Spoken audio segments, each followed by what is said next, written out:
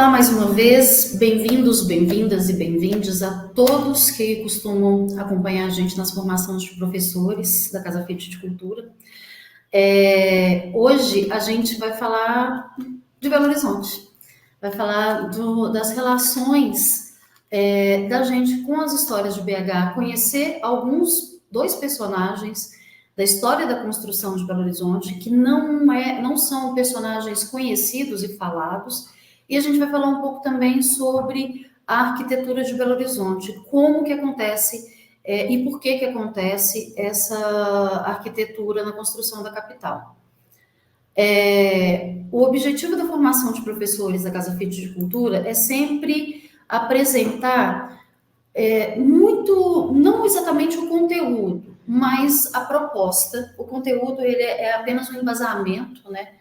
Porque os professores, obviamente, têm conteúdos, né, têm possibilidades de busca desses conteúdos, mas de apresentar como nós abordamos e como, às vezes, a gente faz propostas de atividades dentro de um centro cultural. É trazer uma outra possibilidade de abordagem desses conteúdos a partir de exposições, de apresentações que estão ou nos espaços museais ou em centros de cultura, como é o caso dessa formação que surgiu a partir de um conteúdo que nós pesquisamos para uma exposição na Casa Fiat de Cultura, que chama BH Eclética, a arquitetura de Edgar Nascentes Coelho, que é justamente sobre o período de construção de Belo Horizonte. Mas a abordagem que eu vou trazer ela é um pouquinho diferente da abordagem da exposição. E aí eu começo com uma reflexão inicial. É óbvio que é importante a gente abordar a cidade em que a gente vive, mas para a gente levar isso para os alunos, qual que é a importância de abordar a história e de conhecer os personagens da cidade onde que você vive? E quais são as narrativas que existem nessa cidade? Nesse quesito das narrativas da cidade, aí eu vou fazer uma pontuação. As narrativas, elas não são apenas as narrativas dos meios oficiais. E o que a gente tem acesso de informação, em geral, são essas narrativas oficiais. Mas essas outras narrativas, e as narrativas da população, onde que ela fica? Como que ela fica? Como que a gente pode guardar essas narrativas? E, de alguma maneira, faz conexão com a proposta de atividade da formação de professores anterior, que é justamente isso, de despertar o interesse pelas histórias próprias e por construir uma sensação de pertencimento, de identidade a um determinado lugar.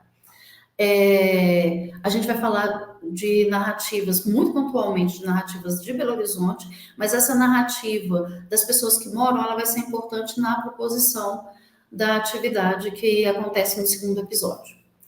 E você, professor, você conhece a história e os personagens de Belo Horizonte? Eu estou fazendo essa pergunta, parece tão óbvio, mas você acredita que nem sempre? Porque, infelizmente, até um pouco tempo atrás, a abordagem das histórias locais do lugar em que você pertence não era uma abordagem que estava dentro dos planos das diretrizes de abordagem de conteúdos do MEC. Isso é uma coisa que acontece a partir da BNCC, justamente pensando nesse desenvolvimento da integralidade do aluno, né? Dentro daqueles conteúdos, dentro daquelas proposições de desenvolvimento integral do aluno. E é muito curioso, porque na Casa Fiat de Cultura, a gente tem um painel logo na entrada, que chama Civilização Mineira, e ele conta justamente a transferência da capital, de que era Vila Rica, Ouro Preto, para Belo Horizonte.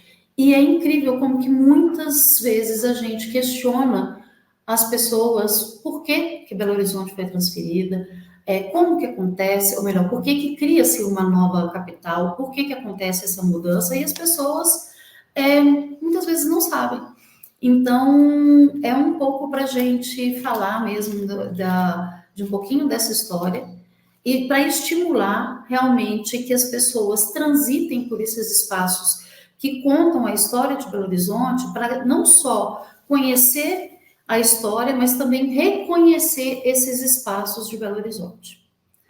E aí a gente vai ter três momentos, né? Que é falar sobre o nascimento dessa nova capital.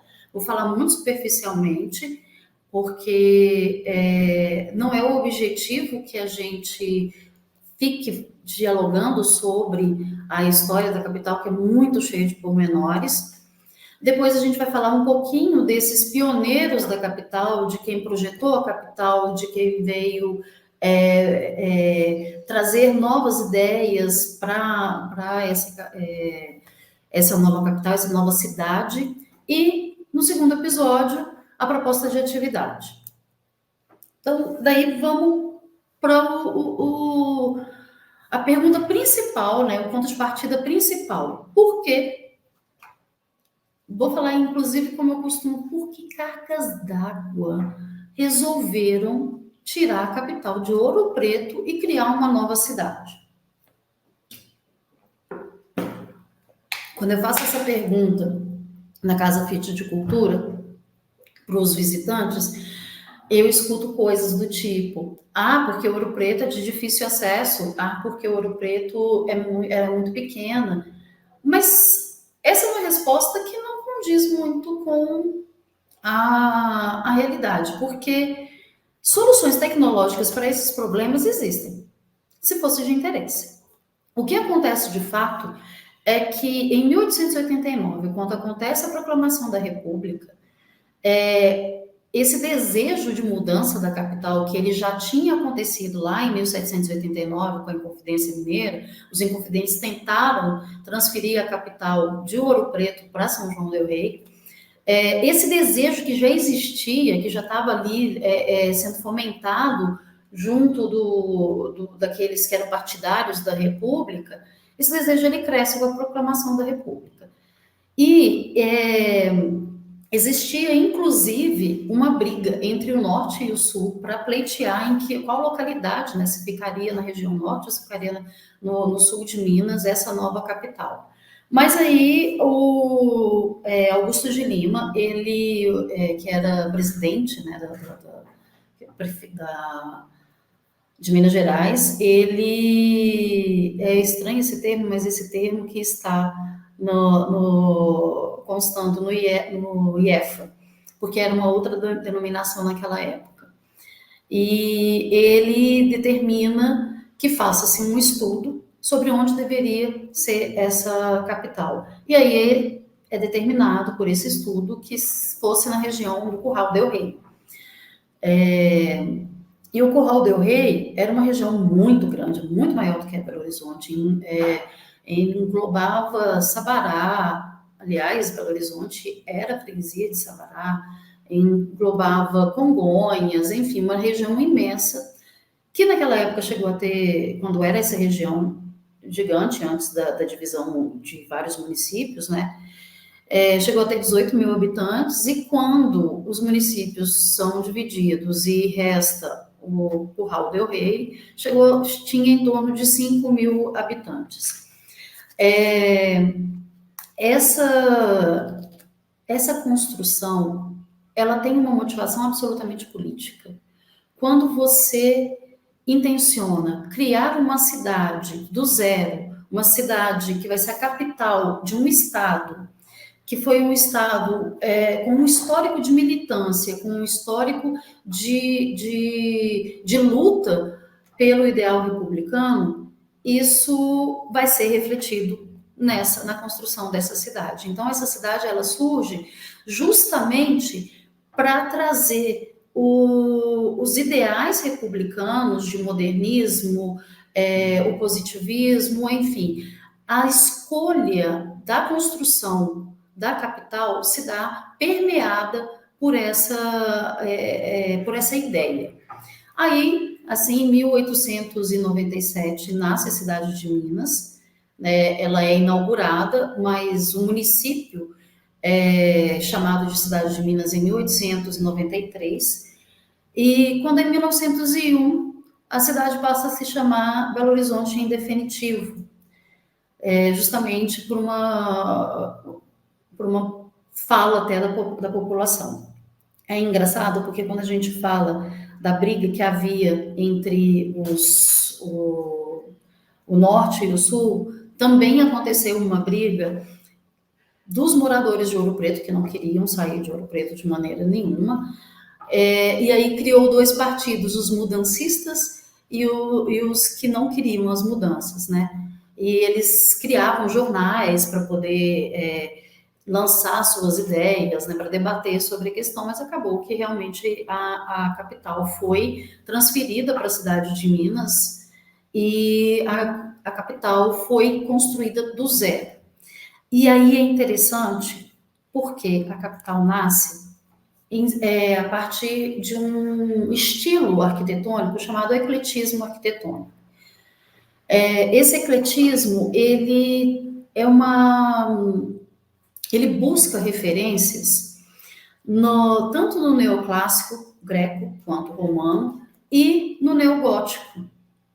Então, na verdade, o ecletismo ele faz referência principalmente a uma arquitetura voltada para essa consciência, para essa ideologia baseada na Grécia, no greco-romano. Então, assim, a arquitetura greco-romana, ela é muito permeada por simbolismos referentes ao racionalismo, referentes a própria república, a própria democracia, que nasce na Grécia, né? Então, vamos lembrar disso. Então, não é à toa que essa escolha aconteça. Então, obviamente, ele está alinhado com esse ideário, com a motivação pela qual acontece essa transferência, né? Essa motivação política, para não só reforçar, né, consolidar a República, né, as instituições de poder da República, mas também para fazer com que a população acabe comprando e acabe vou usar um termo forte, mas apaixonando pela República. E o Tito Aguiar, ele faz ele publicou um artigo em que logo no início ele fala que a cidade, dos propósitos de construção de Belo Horizonte, que era uma cidade racional e virtuosa. Olha a questão do racional, não é de alguma forma uma contraposição ao barroco, ao barroquismo, né, às construções barrocas que estão relacionadas à religiosidade, né?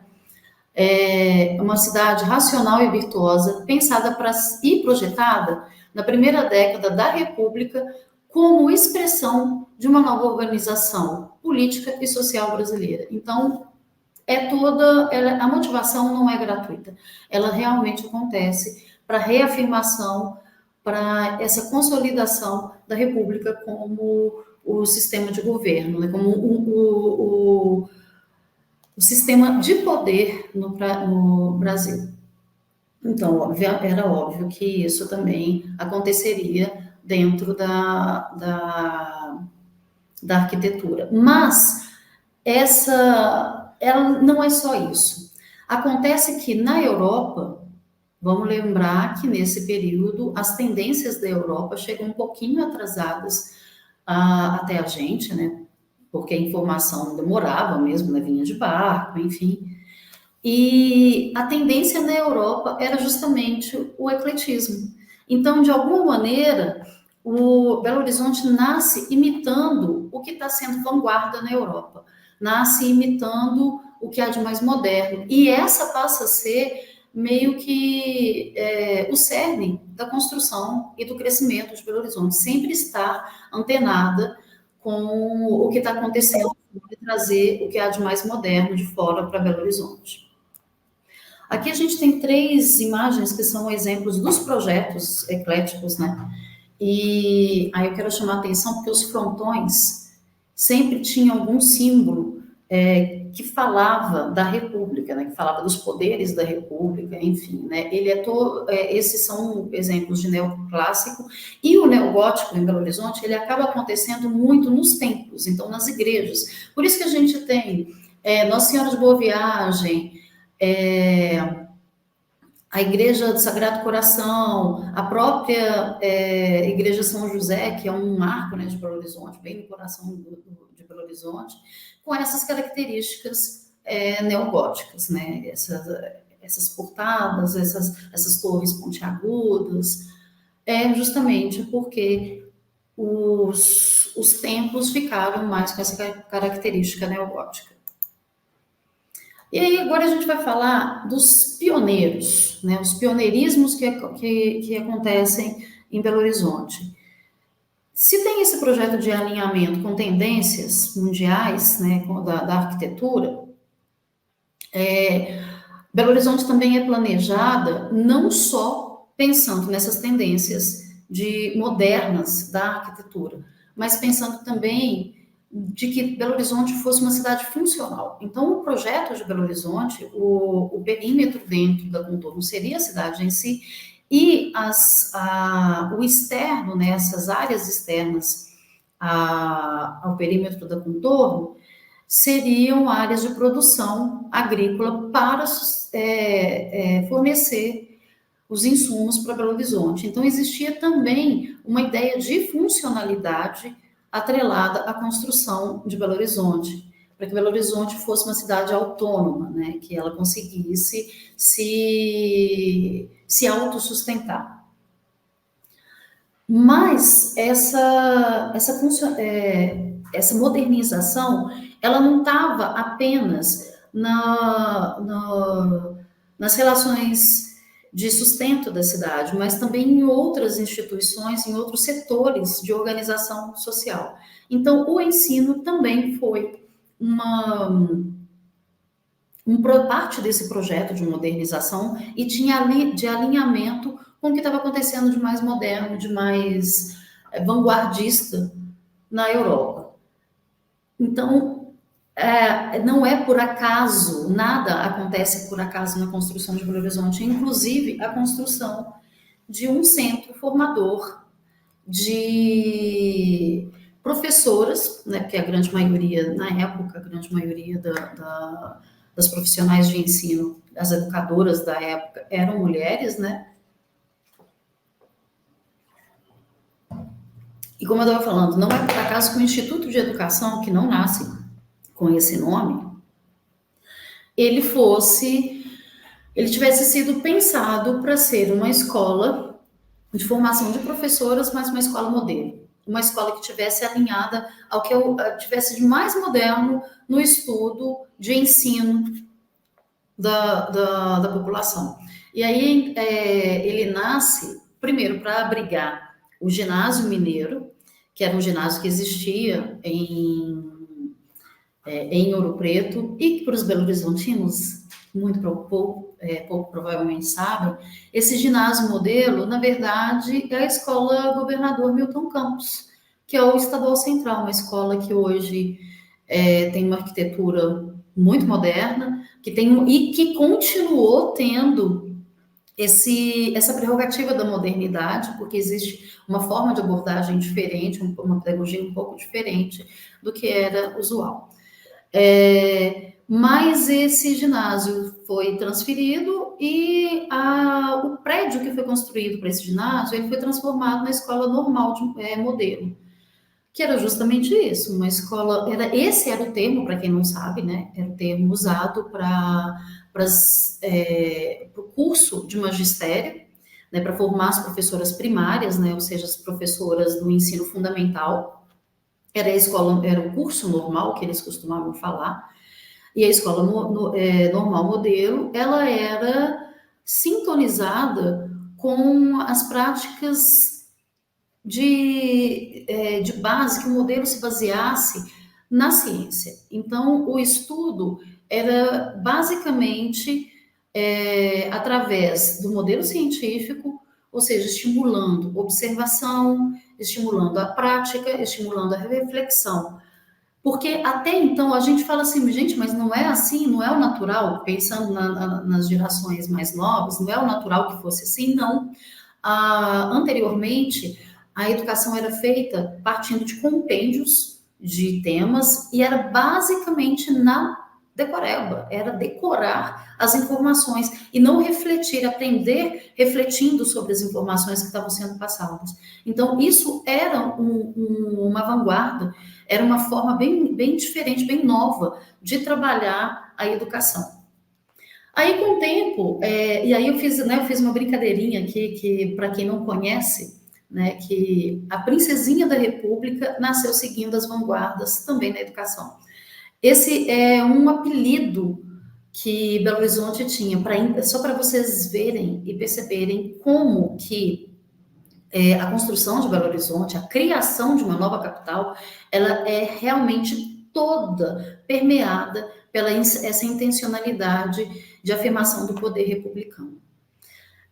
Com o tempo, o Instituto de Educação, ele passou por reformas, então, assim, a gente vai chegar a ver uma imagem do primeiro projeto do Instituto de Educação, mas ele passou por reformas para se tornar uma escola maior e sempre teve como lema, tá até aqui pontuado, né? Educar-se para educar. O crescimento do Instituto de Educação, não só por causa da necessidade numérica mesmo, mas por causa da importância e do compromisso em pesquisar educação, né, de se especializar na pesquisa sobre educação, ele é tão grande que o centro cresce, vira uma escola formadora de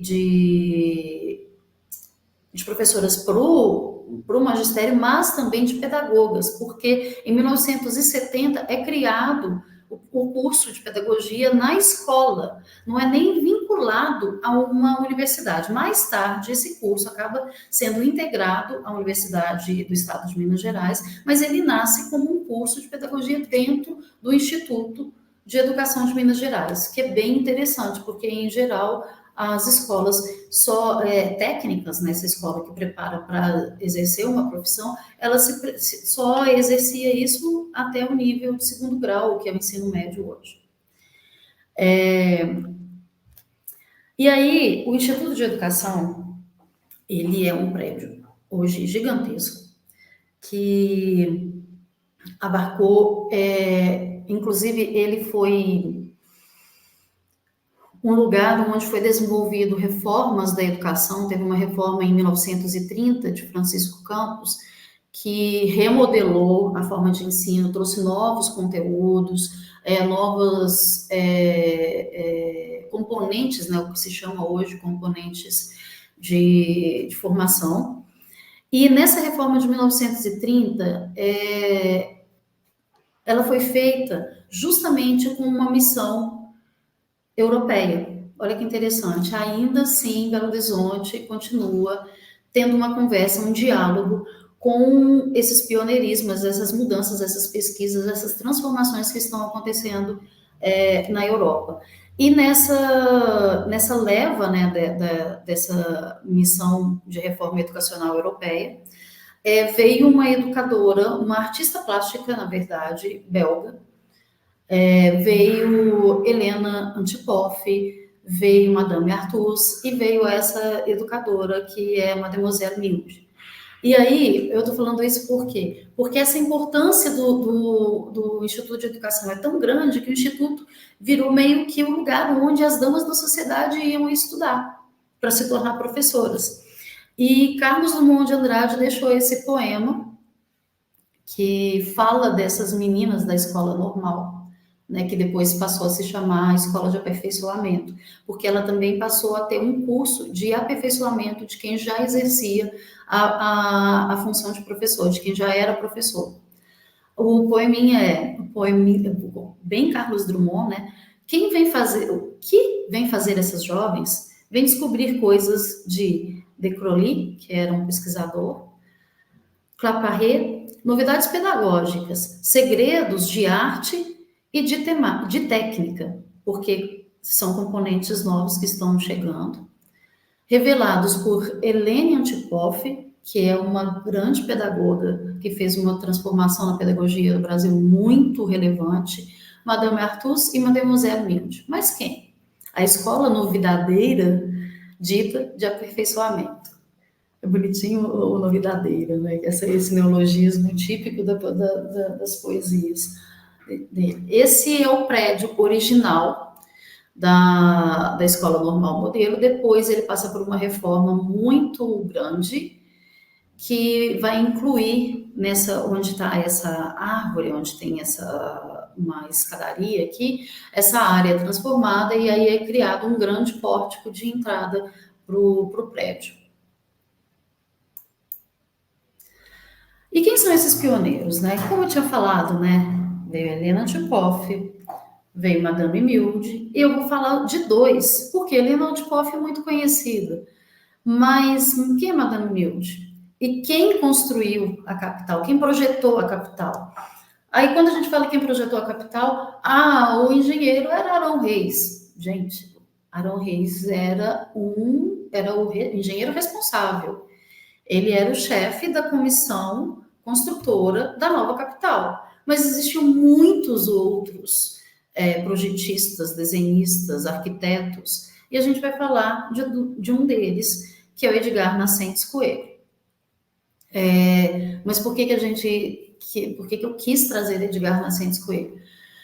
Porque, gente, a gente circula por Belo Horizonte e tem prédios que estão tão na nossa memória afetiva, tem construções que fazem parte do nosso crescimento como pessoas, né? Assim, eu estou falando isso como Belo Horizontina que sou, mas que está ali dentro da construção mesmo de memórias, de períodos da sua vida, e que a gente não sabe quem que criou aqui esses prédios. É uma memória afetiva meio sem autor.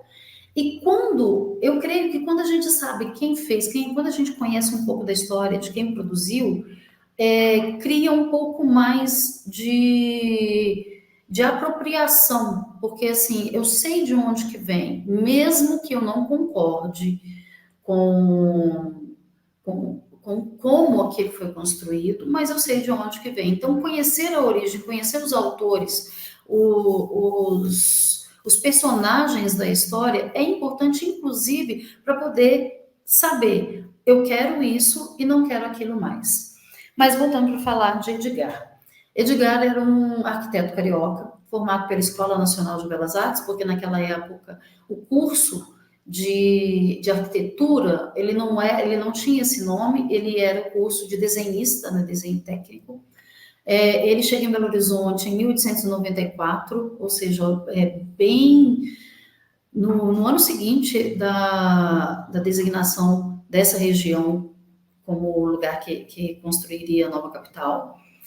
E ele era o primeiro desenhista da comissão construtora da nova capital. E ele trabalhou nessa comissão até que ela fosse extinta. E quando ela foi extinta, ele passou a ser desenhista projetista da Prefeitura de Belo Horizonte. Depois ele se mudou para outras áreas, mas é muito curioso porque o Edgar vem para Belo Horizonte e ele não vai embora.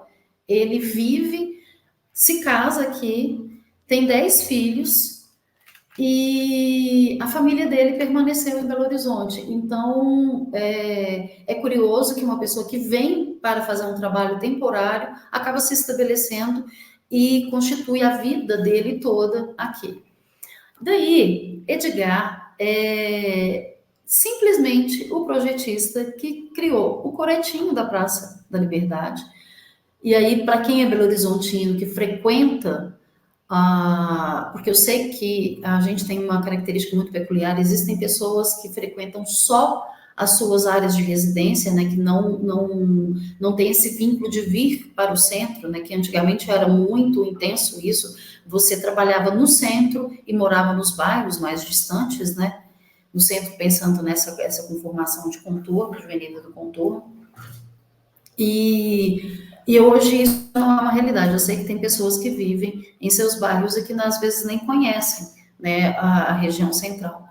Mas para aqueles que ainda são da época em que se trabalhava no centro e se morava nos bairros, né, que tudo acontecia no centro, o coreto da praça é algo muito presente. Edgar é o projetista do coreto, Edgar é o projetista do Arquivo Público Mineiro, que antes de ser Arquivo Público Mineiro era uma residência do secretário de Finanças, e a icônica Igreja São José. Aí, por que eu faço esse adendo?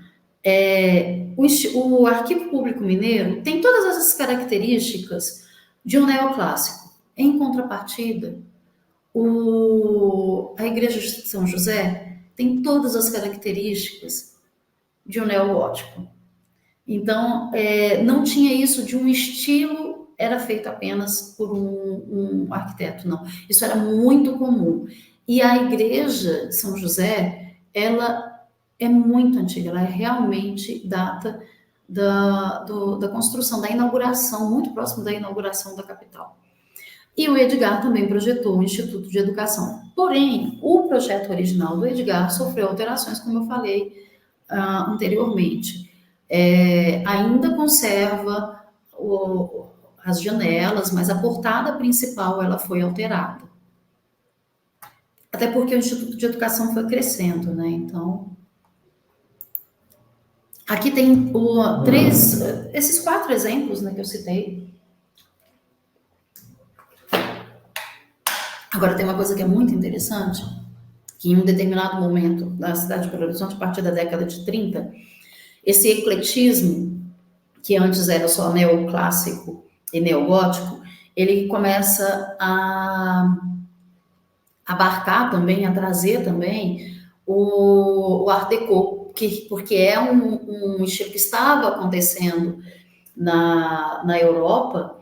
E a década de 30, vamos fazer uma associação, a década de 30, em 1922 acontece a Semana de Arte Moderna. Então, os anos posteriores, eles são influenciados não só na arte, mas em outros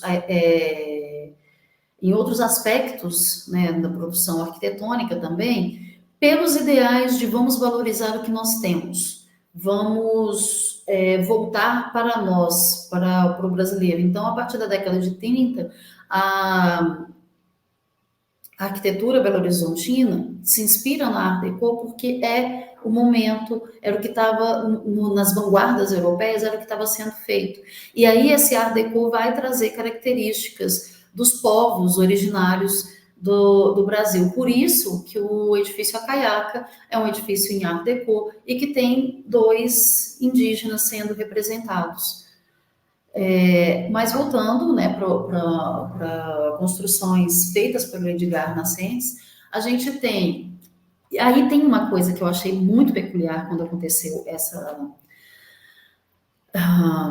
essa exposição na Casa Fiat de Cultura sobre a arquitetura do Edgar Nascentes, porque a gente percebeu que prédios importantes criados pelo Edgar foram demolidos. Um deles é a Estação Central, que é a primeira foto, que foi... Se algo foi aproveitado dessa construção, não há resquício, não dá para perceber, pelo menos visualmente. Mas ele projetou a primeira Estação Central de Belo Horizonte, o edifício do Arquivo Público Mineiro, que, como eu falei antes, era a moradia do secretário de Finanças, o próprio prédio do Instituto de Educação e a Igreja de São José, que a gente até estranha quando olha ela sem as árvores, sem os prédios em torno, né? Mas que eu acho que talvez o mais icônico dos projetos de Edgar, porque está muito no coração de Belo Horizonte e é muito difícil de você não perceber a existência desse prédio. O outro personagem, mas só voltar um rapidinho sobre esses prédios de Edgar. Tem um prédio de Edgar Nascentes que eu não consigo entender como foi demolido, é o prédio do Teatro Municipal. Belo Horizonte tinha um teatro municipal, assim como São Paulo tem, assim como Rio de Janeiro tem, e esse prédio foi demolido. Só mais tarde, na década de 70, a gente volta a ter um grande teatro de importância, que é o Palácio das Artes. Mas o Palácio das Artes não é um teatro municipal, até porque é estadual, né? A Fundação Clóvis Salgado é uma fundação estadual.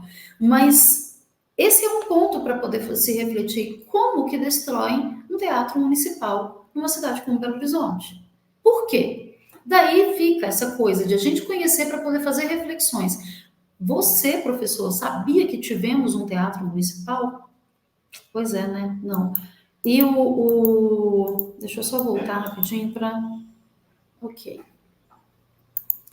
E aí, seguindo, uma outra desbravadora de Belo Horizonte, né, que trouxe contribuições importantíssimas para Belo Horizonte permanecer nesse intuito de ser uma cidade moderna, que está sempre alinhada com mais de moderno que está acontecendo no mundo, é Jeanne Louise Milde.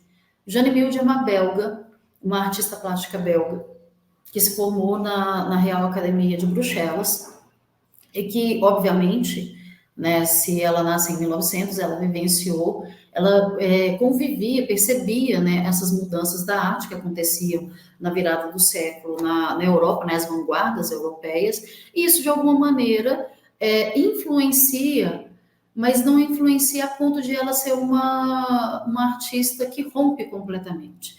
E eu creio que por isso mesmo ela fez parte dessa missão da reforma essa missão da reforma educacional que aconteceu no Brasil na década de 30, porque ela traz uma vertente desse pioneirismo, dessa vanguarda, dessa transformação, mas ela ainda consegue dialogar com o clássico, né, com a maneira clássica de se produzir, ou seja, ela consegue trazer o conhecimento clássico e também as possibilidades de ruptura que ela aprendeu quando morava na Bélgica.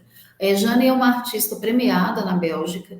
Ela chegou a ganhar, era muito comum naquela época os artistas ganharem prêmio de viagem a uma determinada localidade, ou a Itália, ou a França, para poder estudar como uma forma de se melhorar as atribuições como artista, né? Isso era muito comum nesse período.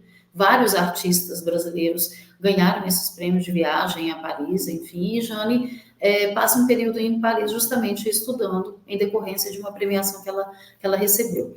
Tem um dado curioso que ela foi a única mulher da turma dela na escola de Belas Artes, na Real Academia de Bruxelas. Então, assim, não é porque ela era da Europa, não é porque ela era da Bélgica, que essa coisa de mulher ocupar os espaços era fácil, não. Ela também vivenciou essa dificuldade de ter espaços. Vamos lembrar que, nesse momento, ser artista, mulher, era você ter que enfrentar preconceitos sociais muito grandes, porque a designação da mulher era estar em casa. Ela foi a primeira artista profissional a se estabelecer em Belo Horizonte e trouxe, né, essas contribuições para o fomento mesmo de um cenário de artes plásticas em Belo Horizonte. Como eu falei, ela como artista é marcada pelo clássico moderno, e a gente vai perceber isso observando duas obras dela. E Jane foi tão importante nessa questão, nesse caminho da educação em Belo Horizonte, que hoje existe uma sala chamada Sala Jeanne Milde, no Arquivo Público Mineiro, que é justamente a sala que comporta as obras, os documentos a partir de 1920. Essas duas obras que eu trouxe da Jane são obras que estão no Instituto de Educação. E é uma coisa curiosa que eu queria falar, a gente pensa no artista, muitas vezes glamouriza a vida do artista como se ele fizesse só grandes obras e obras importantes para o governo, mas não. O Jane produziu obras, bustos para túmulos em Belo Horizonte, para jazigos, né, é o termo certo, em Belo Horizonte. Então, assim, o artista, ele trabalha por demanda mesmo, por quem solicita. E existem relevos, imagina, aí é muito interessante, né? Imagina você ter um busto, um relevo feito por um artista desse quilate.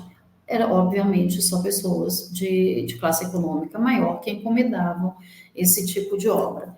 Existem alguns bustos em Belo Horizonte dela, bustos em Sabará, em Congonhas, alguns relevos também, se eu não me engano, em Sabará ela tem um relevo que faz referência à indústria, e esses dois relevos aqui são relevos que estão no saguão de entrada do Instituto de Educação. Então, são relevos que estão fazendo referência aos conteúdos de ensino.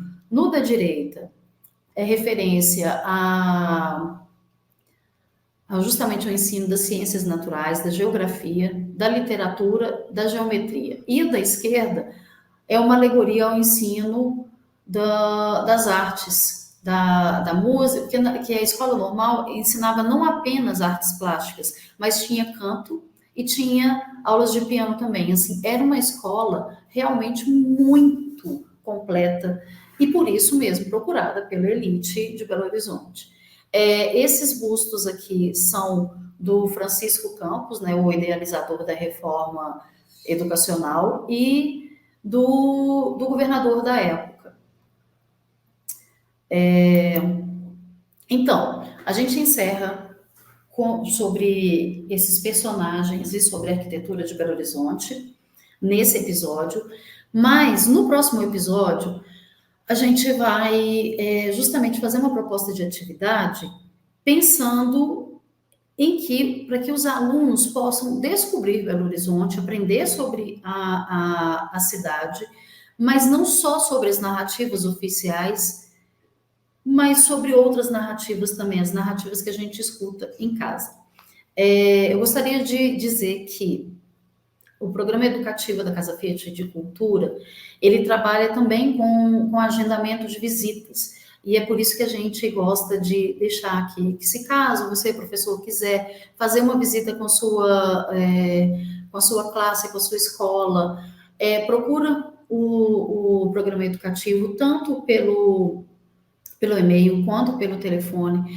E qualquer informação que for necessária sobre programação, sobre o que vocês podem ver na Casa Fiat de Cultura, está nas nossas redes sociais, tanto no site quanto Facebook, Instagram, enfim, é só procurar que vocês vão saber a nossa programação e fica o convite para que vocês agendem visitações com o programa educativo para a gente poder discutir um pouco mesmo sobre arte e cultura dentro do Centro de Cultura, dentro da Casa Fiat de Cultura, tá certo? Então, até o próximo episódio. Até mais. Tchau, tchau.